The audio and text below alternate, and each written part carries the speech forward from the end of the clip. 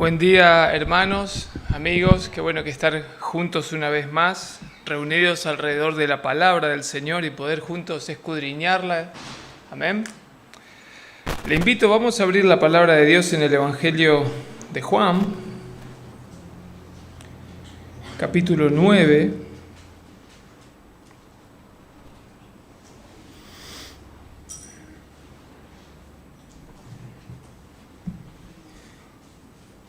Juan, capítulo 9, vamos a estar leyendo desde el versículo 1 en adelante. Vamos a leer varios versículos para poder tener bien el contexto de la historia narrada en este evento aquí, ¿sí?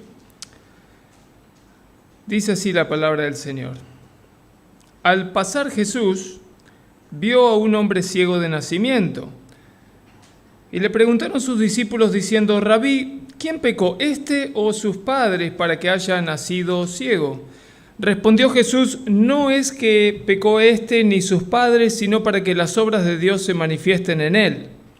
Me es necesario hacer las obras del que me envió, entre tanto que el día dura. La noche viene cuando nadie puede trabajar. Entre tanto que estoy en el mundo, luz soy del mundo. Dicho esto, escupió en tierra e hizo lodo con la saliva, y untó con el lodo los ojos del ciego, y le dijo: ve a lavarte en el estanque de Siloé, que traducido es enviado. Fue entonces y se lavó y regresó viendo. Entonces los vecinos y los que antes le habían visto que era ciego decían: ¿no es este el que se sentaba y mendigaba? Unos decían: él es, y otros: a él se parece. Él decía: yo soy. Y le dijeron: ¿cómo te fueron abiertos los ojos?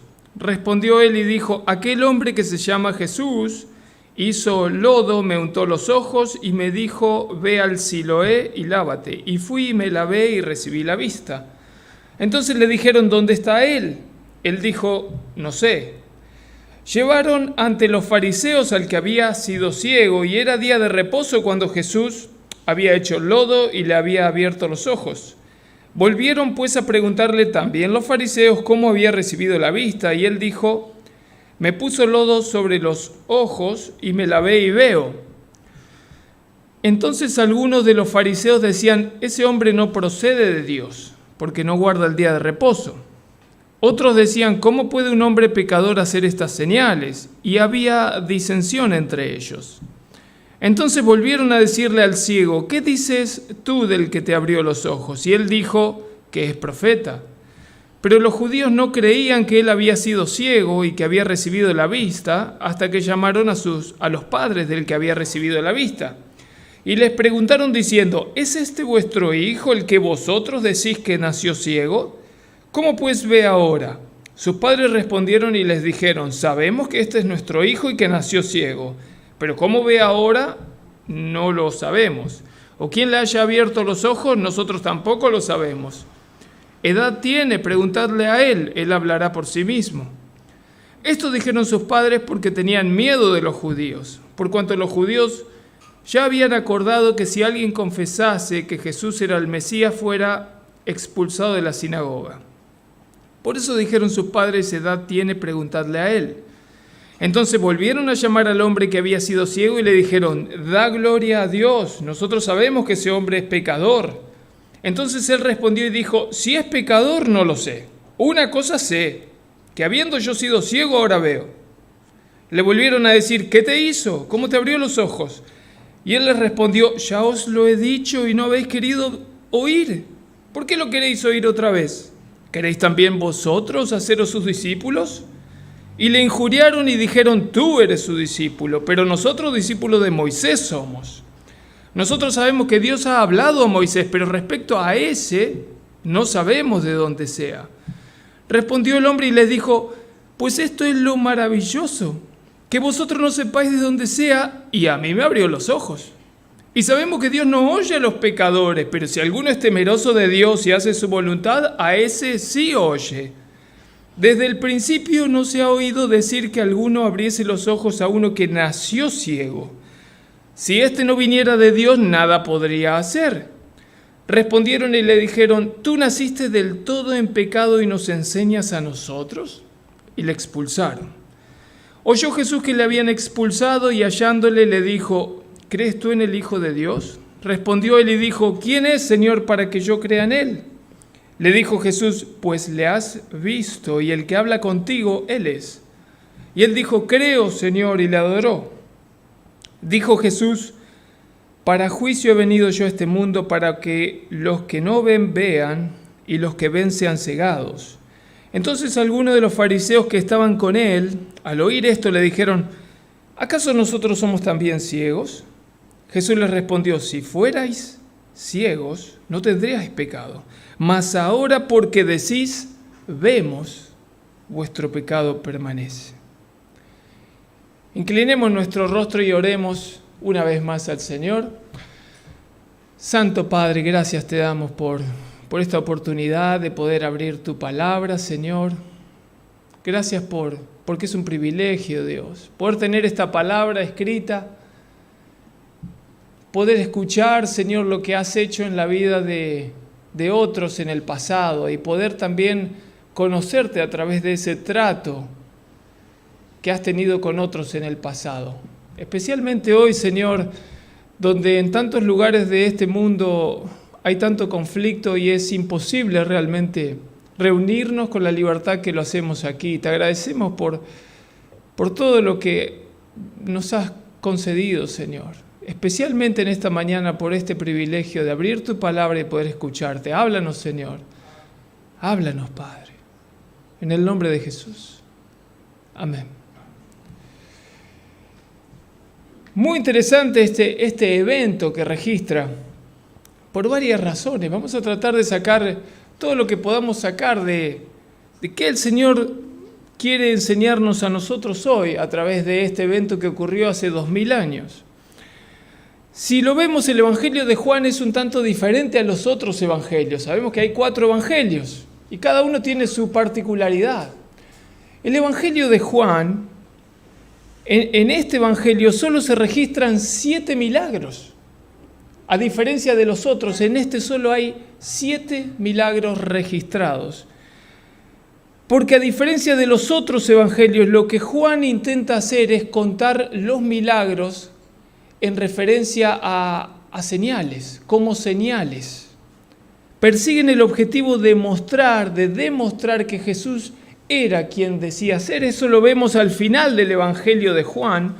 Si nos vamos al final, dice en el capítulo 20, dice cuál es el propósito del libro que Juan escribió. Y el propósito que él dice: Jesús hizo muchas señales en presencia de sus discípulos, pero otras que no están escritas en este libro, dice. Pero las que están escritas aquí se han escrito para que creáis que Jesús es el Cristo, el Hijo de Dios. Eso es lo que Juan persigue al escribir cada una de estas señales, estos milagros. Entonces, para poder entender por qué él decide contar este milagro en particular, tenemos que ver un poco el contexto. ¿En qué momento ocurre esto?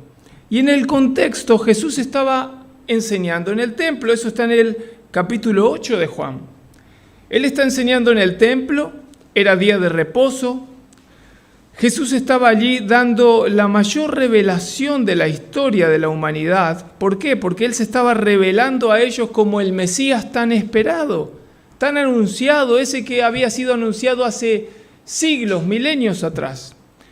Él se estaba revelando ante ellos como el Dios mismo encarnado. Y qué curioso que esta revelación no ocurría en alguna tribu de hindú o del oriente lejano. No, estaba ocurriendo en el medio de Israel, en el medio del pueblo de Dios, en la comunidad más ultra religiosa dedicada al estudio de la palabra de Dios. En otras palabras, todos los que lo estaban escuchando habían nacido, habían crecido siendo enseñados a esperar esa revelación que estaba ocurriendo justo frente a sus ojos. Pero lejos de reconocerlo, lo creen endemoniado y encima trataban de matarlo, lo trataban de apedrear. Eso está en los últimos versículos antes del capítulo 9. Lo que les ocurría a estos religiosos era que tropezaron en la piedra de tropiezo, de la que nos habla Romanos 9. Dice, he aquí pongo en Sión una piedra de tropiezo, roca de caída, pero el que creyere en él no será avergonzado. Hay una historia que se cuenta de un hombre ciego que frecuentemente salía, cada vez que salía de noche, él salía a caminar por las calles con un farol, con un faro. En un momento alguien que lo veía frecuentemente le pregunta, pero si usted es ciego, ¿por qué sale con un faro a la noche? Y él respondió, para evitar que otros tropiecen conmigo. Si lo pensamos, uno tropieza cuando está en oscuridad, ¿verdad? Porque para aquel que ve, es más fácil evitar el obstáculo que está enfrente. Uno tropieza cuando está caminando sin ver lo que debería ver y evitar. Pero es interesante que la Biblia nos enseña que el ser humano ha caído tanto en el pecado que es capaz de tropezar hasta con la misma luz, porque la luz del mundo estaba en esta tierra haciendo lo que mejor sabe hacer, que es justamente alumbrar. Y sin embargo, estos religiosos que habían crecido toda su vida siendo enseñados a esperar esa luz que se revelaría, ahora estaban tropezando con la luz. Y esto, hermano, ocurrió por la terquedad del corazón de estos religiosos. En otras palabras, a ellos no les aprovechó en nada pasarse la vida estudiando las Escrituras, porque cuando llegó la luz, no quisieron ser alumbrados. Amaron más las tinieblas. La palabra de Dios dice en este mismo libro, en Juan capítulo 3, dice, esta es la condenación del mundo, que la luz vino al mundo, pero los hombres amaron más las tinieblas que la luz, porque sus obras eran malas. Porque todo aquel que hace lo malo aborrece la luz y no viene a la luz, para que sus obras no sean reprendidas. Mas el que practica la verdad viene a la luz, para que sea manifiesto que sus obras son hechas en Dios.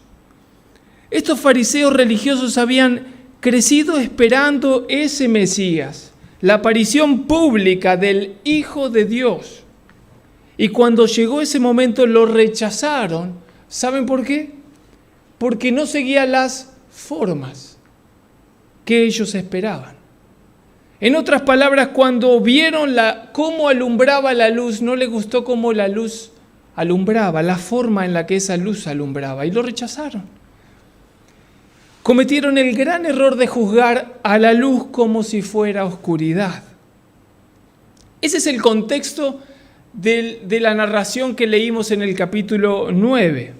Entonces Jesús sale del templo, realiza este milagro principalmente para dar un mensaje. Por eso Juan lo registra en este libro. Lo importante aquí no es la sanación en sí misma, sino el mensaje que está compartiendo. Que el ciego estuviera ahí afuera no era una casualidad. Tampoco lo fue el hecho de que era un ciego con estas características, era un ciego de nacimiento. No era alguien que perdió su vista, sino era alguien que nació con esa condición. Alguien que nació en oscuridad, alguien que jamás vio la luz. Porque Jesús es quien ha venido para abrir ojos espirituales que han nacido cerrados. Por naturaleza están cerrados. No fue una casualidad que Él estuviera ahí, sino una causalidad. En este mundo todo ocurre por una causa, no existen las casualidades y como cristianos no debemos creer en la casualidad, porque creer en la casualidad es restarle poder a Dios, es achicarlo. La Biblia nos enseña que Dios está en los detalles de su creación. Ese ciego, al igual que nosotros, era parte de un plan eterno de Dios. Y por eso a él le tocaba estar ahí afuera en ese momento en particular, para que Dios a través de su enfermedad pudiera glorificarse, sanándolo, pero a la vez dando un mensaje. Y hermano, todo lo que nos ocurre en esta vida, sean cosas buenas o malas, vienen de parte de Dios. desde las enfermedades o cualquier tipo de problema, son parte de ese plan que Dios está modelando en nuestra vida. Hay sobradas textos bíblicos para decir que esto es así. Porque o Dios hace algo o bien permite que Satanás lo haga. A veces nosotros le damos demasiado crédito al enemigo, a Satanás, diciéndole, he escuchado frases como el enemigo está enojado, se levantó contra mí. Pero uno no debe enfocarse en eso, porque el enemigo vive enojado con nosotros. Si te ha venido a Cristo, Satanás ya te puso en su lista de enemigos. La pregunta que deberías hacerte es, ¿por qué Dios se lo permitió? Porque Satanás no te puede tocar en absoluto si primero no va y le pide permiso y Dios se lo permite. Y sabemos que si Dios se lo permite, es por algo. Algo tal vez quiere enseñarte. Siempre recuerdo la historia de Job, ¿no? La más icónica de esto. Cada vez que lo quiso tocar tuvo que venir y pedir permiso. Y Dios dijo, hacelo, pero Dios estaba persiguiendo un objetivo al decirle hacelo. Entonces todo termina viniendo de parte de Dios. Lo bueno y lo malo. Lo que tenemos que preguntarnos es, ¿qué me querés enseñar, Señor, a través de esta situación? ¿Qué estás persiguiendo que yo aprenda? Ahí estaba el ciego afuera, viviendo un día común y corriente, desconociendo que él tenía un rol muy importante en el plan eterno de Dios. Él no lo sabía, pero Dios había orquestado desde su nacimiento situaciones que para ese ciego eran situaciones muy personales, pero que Dios estaba muy atento a cada una de esas situaciones. Ese problema que para él era tan personal, su ceguera, iba a servir para que Dios se glorificara y aún después de 2000 años, fíjense, estamos hablando de esto. El mensaje de Dios nos sigue hablando hoy. Su palabra es eterna. De la misma manera, hermanos, frecuentemente vivimos nuestra vida pensando que Dios está demasiado ocupado en otras cosas como para ponernos la lupa encima y usarnos. Pero ninguno de nosotros es poco importante para Dios. Ninguno de nosotros. Dios te pensó desde el inicio de los tiempos. La Biblia lo dice. Tus ojos, mi embrión vieron tus ojos, dice la palabra de Dios. Dios te pensó desde el inicio y Dios quiere usar tu vida como un ejemplo de cómo Él puede transformar vidas. Usarte como ejemplo de cómo Él puede dar vista a los ciegos espirituales. Esta historia también nos enseña varias cosas, como es tan típico del Señor. Cuando Él hace algo, en realidad hace muchas cosas a la vez, con una sola cosa. Cuando toca algo en nuestra vida, no solo está trabajando con nosotros, está trabajando con nuestro entorno, con nuestra mamá, con nuestro papá, con nuestro hijo, con nuestro vecino, con nuestra esposa. Dios hace muchas cosas a la vez. ¿Qué nos enseña esta historia? Por ejemplo, primero podemos decir, Cristo es quien decía ser. Solo el Creador podría resolver un problema del ser humano de fábrica.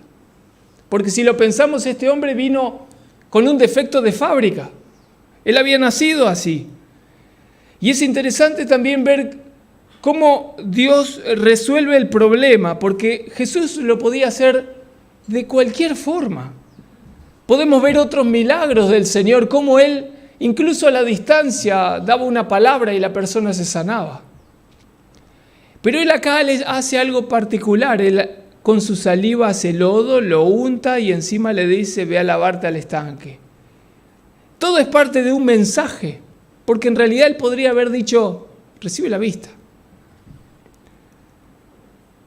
Esto nos recuerda cómo es que Dios hizo inicialmente al ser humano del polvo de la tierra y soplando vida en él.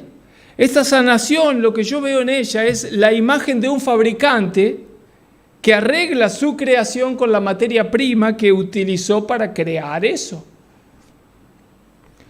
También Dios nos está diciendo en este relato que frecuentemente lo que para nosotros es imposible, lo vemos como imposible, debemos recordar de que para Dios no solo todo es posible. La Biblia dice, no hay cosa difícil para mí. ¿Habrá algo difícil para mí?, dice el Señor. Hasta el mismo ciego reconoce que su caso era un caso perdido. Él lo dice en sus palabras cuando él dice, desde el inicio de los tiempos no se ha escuchado nada así. Podemos entrever entonces cómo este ciego consideraba su caso un caso perdido. Y yo creo que eso explica en gran medida por qué, a diferencia de otros milagros que se han registrado, este ciego nunca le pide ser sanado al Señor. ¿Lo notaron? No viene él pidiendo ser sanado. Este evento de sanidad nace completamente de Dios. El texto dice, Jesús posó sobre él sus ojos. Y ese también es un mensaje. Dios, que sí puede ver, pone sus ojos sobre aquel que no lo puede ver porque ha nacido ciego. Creo que esa es la razón por la cual Jesús lo sana en 2 etapas. Él le encomienda al ciego ir y lavarse en el estanque de Siloé. ¿Por qué? Creo yo, para despertar su fe. Porque este hombre que nació así, que pensó que no había remedio y sin duda estaba resignado a su condición, de repente se para frente a él ese maestro, ese rabí, que él está escuchando que está sanando a tanta gente alrededor. Y de repente ese maestro que está sanando a tantos está frente a él y él siente que le empieza a tocar los ojos. Y ahora le da un mandato, le dice, ve a lavarte el estanque de Siloé los ojos. Y él dice, acá puede pasar algo. Yo creo que cada vez que él ponía un pie delante del otro, camino a ese estanque, su fe se iba acrecentando. Porque si no creyera, usted se imagina tener barro en los ojos, no es nada cómodo. Yo creo que lo natural que nos sale es hacer mínimo así. Es decir, una situación incómoda. Si uno no cree que va a pasar nada, uno dice, ¿qué está haciendo este hombre? Pero sin embargo él dijo, pará, acá puede haber algo. Me está diciendo que vaya allá, yo lo voy a hacer. Este hombre sanó a muchos. Dios quería despertar la fe, porque sin fe es imposible agradar a Dios. Porque cualquiera que venga a Dios debe creer que primero que Él existe y que es recompensador de aquellos que lo buscan fervientemente. Este milagro que nos muestra, entre muchas cosas, que hay esperanza para cualquier situación desesperanzadora que estés viviendo. Pero acá quiero corregir rápido nuestra inclinación natural a pensar que la esperanza de la que uno habla es que Dios actúe como nosotros suponemos que Él debería actuar en una determinada situación. Por ejemplo, en una sanidad, uno al escuchar de esperanza tiende a pensar, hay esperanza, por lo tanto probablemente debo creer que Dios me sanará. Claro que Dios te puede sanar si quiere, pero Dios no siempre sana, a veces consuela. Pablo es un ejemplo de esto. Pablo tenía una enfermedad y dice la Biblia que él, en 2 Corintios 12, Pablo dice, le pedí 3 veces al Señor que me quite esto, que me sane. ¿Qué escuchó del Señor? No, Pablo, no, conformate con lo que te di. Eso significa, bástate mi gracia. Conformate, ya te di mucho. Pablo entendió que esa enfermedad vino de parte de Dios con el fin de mantener su vida espiritual equilibrada. ¿Por qué? Porque Pablo dijo, esto vino de parte de Dios a causa de la grandeza de la revelación que obtuve. ¿Para qué? Para que no me exalte desmedidamente. En otras palabras, lo que está diciendo es para que no me infle de orgullo. Es como si Pablo nos dijera, esta revelación de Dios es tan grande que genera en mi naturaleza pecaminosa una respuesta natural que es la de inflarse por el orgullo. Recibo esta revelación de Dios y naturalmente mi carne se infla de orgullo.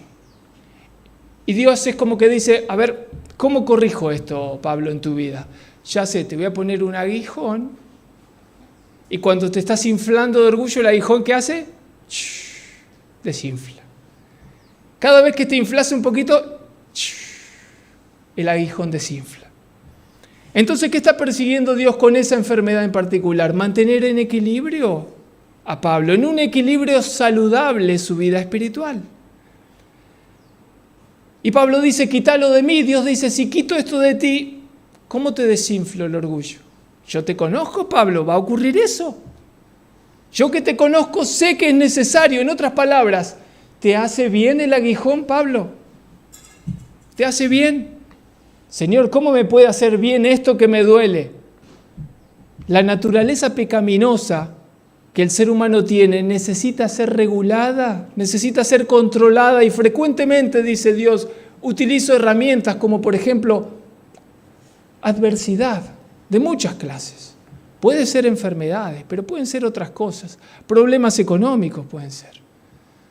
Pueden ser que se te rompa el auto, puede ser, no sé, problemas que yo orquesto, permito al enemigo que los haga porque sirven para cumplir mi objetivo en tu vida, que es moldearte a la imagen de Cristo. Entonces, hermanos, hay esperanza. Hay esperanza para cualquier situación complicada. ¿Estás orando por un familiar? Aférrate a lo que la palabra dice. Hay esperanza. No dejes de orar. El Señor, siempre digo, el Señor sabe qué nervio tiene que estirar. Nosotros no sabemos si abordamos a nuestro familiar de un lado, del otro. Pero Dios sabe qué nervio tiene que estirar para que el otro entienda y venga el Señor y realmente se entregue. El Señor sabe cómo hacerlo. No dejes de orar. Hay esperanza y esa esperanza es que estamos en las manos de un Dios tan gigante, tan poderoso, tan increíble, que sea lo que sea que Él decida para mí, vale la pena descansar en Él. Así no me quite el aguijón. Vale la pena reposar en Él para que Él haga, porque Él sabe mejor que yo lo que a mí me conviene a la larga. Notemos ahora que también al final de este texto que leímos, en el último versículo del texto, Jesús está señalando el pecado, el error, que atraviesa toda la narración y que es la piedra de tropiezo para estos religiosos fariseos. Ese pecado es la jactancia que ellos tenían de decir, vemos, nosotros vemos, cuando no veían. Creían tener luz, pero no la tenían. Y Jesús dice que esa jactancia es una prueba contundente de que el pecado en ellos aún permanece. Esa jactancia de decir, vemos. Esto no es solo propio de los religiosos fariseos. Esto es un pecado que nos acecha a todos nosotros, hermanos. A todos los seguidores de Cristo, aquellos que buscamos a Dios constantemente. Hasta los discípulos en este mismo texto tienen cierto grado de este problema. Y eso lo vemos al inicio del texto. En el versículo 2, fíjense lo que ellos le dicen. Cuando ellos se acercan a Cristo para poder entender la realidad. Porque fíjense qué interesante, ¿qué están haciendo ellos ahí al preguntarle esto a Jesús? Están tratando de comprender la realidad de la manera correcta. Miran a un ciego y están tratando de entender por qué él es ciego. Y van a la fuente correcta que es Dios, fuente de sabiduría, a decirle, Dios, explícame cómo yo debería leer esta realidad enfrente a mí. Y ahora explícame, ¿cuál de las dos opciones que yo ya tengo en mi mente es? Porque o es esta o es esta. ¿Cuál de esas dos opciones que yo ya adquirí es la correcta? Y fíjense lo que les dice Jesús. Ninguna de las dos. En otras palabras, le está diciendo, es algo diferente a lo que ya tenés. Es otra opción que no consideraste. Entonces ellos también tienen cierto grado de jactancia al decir, Dios, estoy leyendo la realidad y te digo, ¿cuál de las opciones el abanico de opciones que yo ya conozco es la realidad? Y Dios dice, no has visto la razón. No está dentro tuyo la luz todavía. La luz está afuera y tenés que seguir abierto a considerarla. ¿Cómo debería haber sido esa pregunta? Jesús, se nos ha enseñado siempre que es esto o esto, pero sabemos que tú eres quien sabe. Como decía Ezequiel cuando Dios le dijo, ¿vivirán estos huesos? Señor, tú lo sabes. ¿Qué voy a responder yo? Tú lo sabes, Señor. La pregunta correcta hubiera sido, Señor, ¿es esta opción o es alguna otra opción que yo no he considerado? Ellos tienen cierto nivel de jactancia.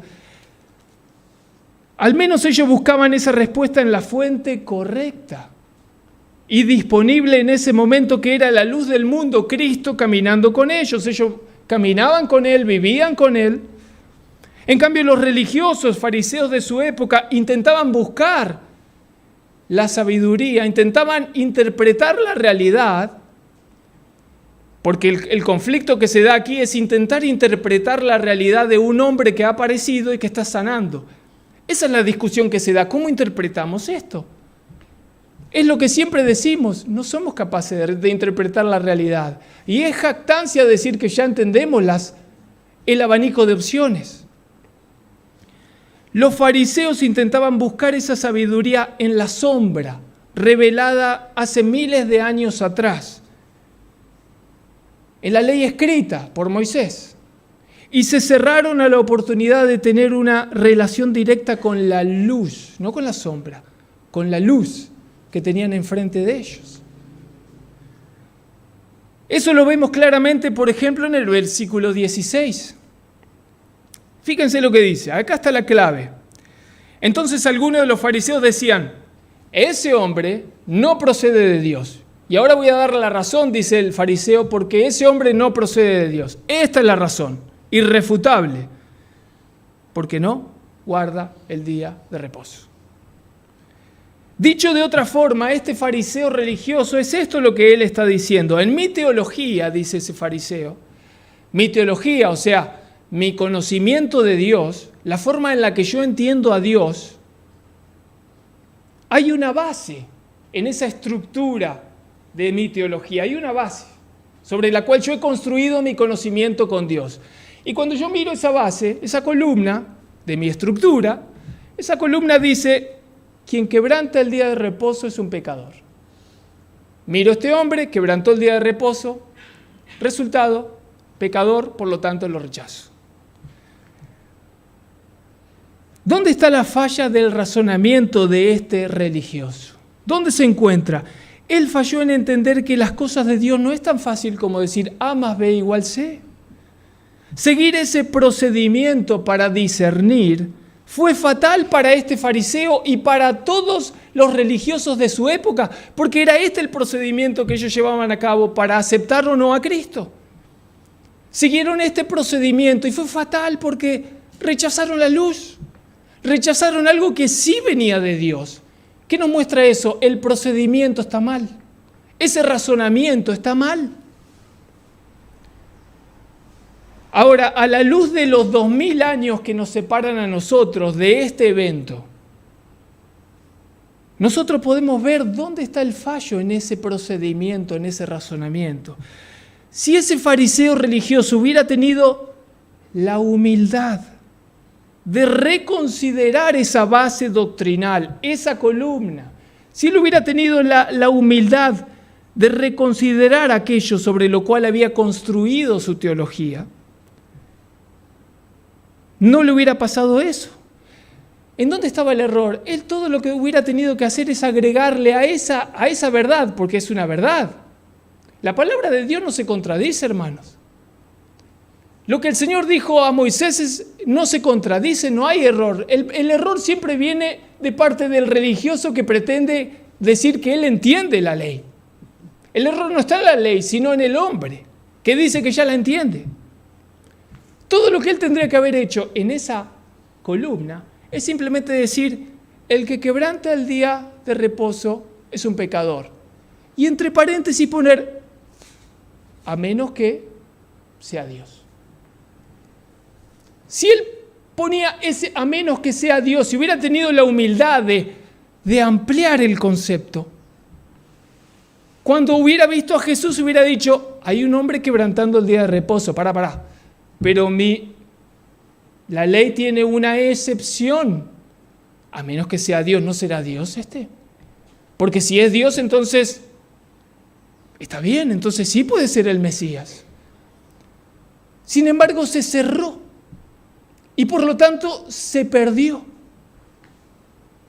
Jesús dijo, el sábado no está por sobre mí, yo soy el Señor del sábado.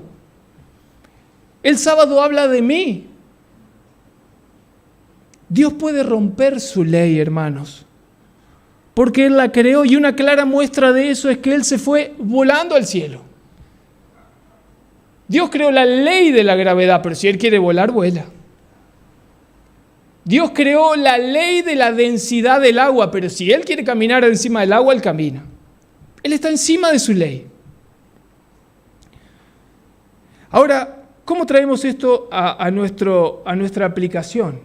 La palabra de Dios nos dice, estas cosas se han escrito como ejemplo para nosotros, para que no tengamos nosotros que tropezar donde otros han tropezado.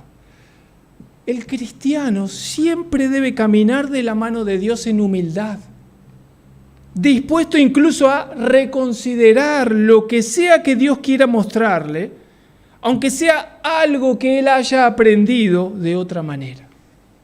Le voy a repetir a eso. El cristiano siempre debe caminar de la mano de Dios en humildad, dispuesto incluso a reconsiderar lo que sea que Dios quiera mostrarle, aunque sea algo que él haya aprendido de otra manera. Porque en esto, acá podemos ver, esto es lo que falló este religioso fariseo. Él no tuvo esa disposición. En otras palabras, él cerró sus ojos y dijo, la verdad está dentro de mí, yo ya la adquirí. Por eso no necesito buscarla fuera de mí. Por eso, como yo estoy seguro que la verdad ya está dentro de mí, puedo cerrar mis ojos y rechazar a este que pretende alumbrarme. Juzgo a este hombre con la verdad que yo creo tener dentro mío y por lo tanto lo rechazo. Él está mal. Sin embargo, vemos que se equivocaron. Uno siempre debe tener la humildad de decir, Señor, lo que me quieras decir, yo estoy dispuesto, aunque lo que me digas no me guste. Porque frecuentemente pasa eso. Dios dice, yo quiero darte más de mí, quiero enseñarte más, pero frecuentemente te cerrás porque no te gustaría, tal vez. Y eso es lo que le pasaba a estos hombres. No les gustaba el estilo de Jesús. Ellos estaban acostumbrados a andar con ropas limpias y largas y tener privilegios en la sociedad, que los demás los miren y le digan, rabí. Sin embargo, ahora aparece un tipo caminando medio descalzo, con sandalias, lleno de polvo, se sienta con prostitutas. ¿Y qué dijeron todos ellos? Yo no quiero estar en ese grupo. Este hombre no puede ser. ¿Pero por qué? Porque en el fondo no quiero que él sea. Me gusta la vida que tengo, me gusta el privilegio, me gusta que me reconozcan, me gusta la estructura que hemos creado. Me gusta. No me gusta esto de mezclarme con gente que no. Nosotros estamos llamados a tener esa humildad y caminar con Dios en humildad. Este fariseo falló porque él se jactaba de que ya veía y se cerró a la luz que estaba todavía fuera de él. Y todos nosotros tenemos luz, no podemos decir que no la tenemos, pero tampoco podemos decir que la tenemos completa, porque eso es jactancia. Siempre habrá más luz de Dios fuera de mí que yo debo adquirir. Siempre. Hermanos, la palabra de Dios es veraz, es eterna y nunca pasará. Lo que estoy diciendo una vez más es que el error no estaba en el mandamiento que el religioso tenía escrito, no estaba ahí el error, sino en el religioso que creía entender el mandamiento. Ahí estaba el error. ¿Cuántos religiosos de la época de Jesús llegaron al final de sus días viejitos, muriendo, y se murieron, convencidos de que hicieron bien en rechazar a ese impostor de Jesús? Y si uno le preguntaba de viejito, ¿por qué lo llamás impostor? Porque me acuerdo que él quebrantó el día del sábado. Se murieron y cuando cruzaron del otro lado tuvieron que abrir los ojos y decir, no puedo creer, el error estaba conmigo. Hermanos, engañoso es el corazón más que todas las cosas, ¿quién lo conocerá? No confíes en tu propio criterio.